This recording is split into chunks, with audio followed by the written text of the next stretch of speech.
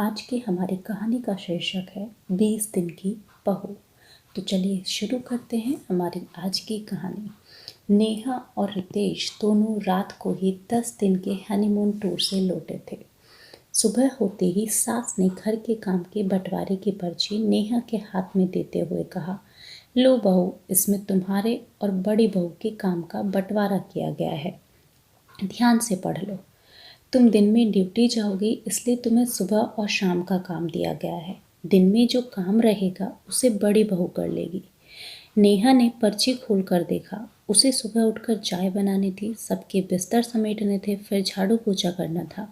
उसके बाद पूरे घर वालों के लिए नाश्ता बनाना था, फिर पति, जेठ, ससुर तथा खुद और बच्चों के लिए टिफिन तैयार करने थे, फिर नाश्ते के बर्तन भी साफ करने थे। नेहा ने अपना शाम का काम देखा। उसमें उसे सबके लिए खाना बनाना था, फिर बर्तन और रसोई साफ करनी थी। नेहा ने पर्ची रितेश के मुंह पर फेंकते हुए कहा, अगर यही सब करवाना था तो बिना नौकरी वाली बहू लाते। रितेश ने पर्ची देखकर कहा, यार इतना गुस्सा क्यों कर रही हो? तुम्हें सुबह शाम का काम ही तो दिया गया है, बाकी दिन भर का काम तो भाभी कर ही रही है। नेहा बोली, दिन में तो सिर्फ 2 ही काम बचे हैं, एक खाना बनाना और दूसरा कपड़े धोना।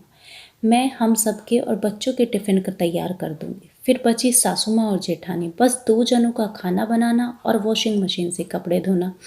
ये कौन से काम है? रितेश बोला, घर में और भी काम होते हैं। फिर भाभी तुमसे बड़ी भी तो है, एडजस्ट करो यार। नेहा बोली, दिन में 6 घंटे की ड्यूटी करो, फिर रात के 11 बजे तक रोटी और बर्तनों में लगी रहूं, सुबह उठकर फिर से काम में लग जाऊंगी। इंसान हूं मैं, कोई मशीन नहीं हूं। और भाभी कोई कमा कर नहीं लाएगी, दिन भर घर में पड़ी रोटियां ही तो तोड़ेगी।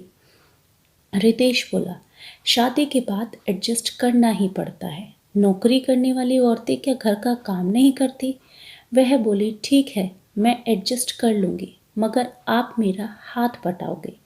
बर्तन, झाड़ू, पोछा सब आधा आप करोगे।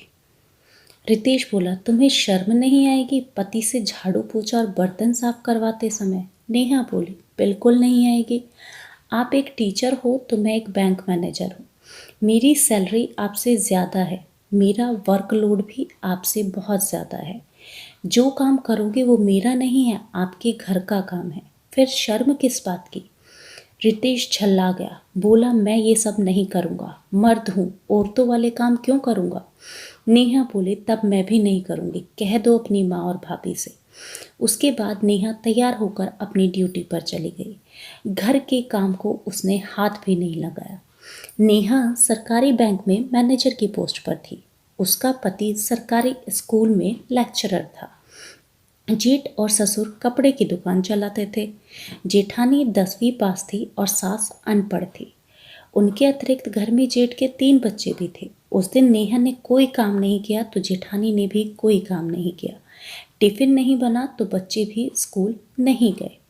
जेठ और ससुर भी बिना नाश्ता किए दुकान चले गए। घर में एक तरह की कड़वाहट सी फैल गई थी। शांति थी मगर वातावरण बोझिल था।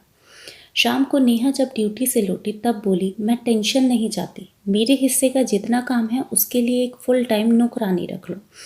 मैं 70,000 रुपये महीना कमा रही हूँ, अगर नौकरानी को 10,000 रुपये भी दे दिए तब भी 60,000 बचेंगे। संतोष कर लेना कि मेरी तनख्वाह 60,000 ही थी।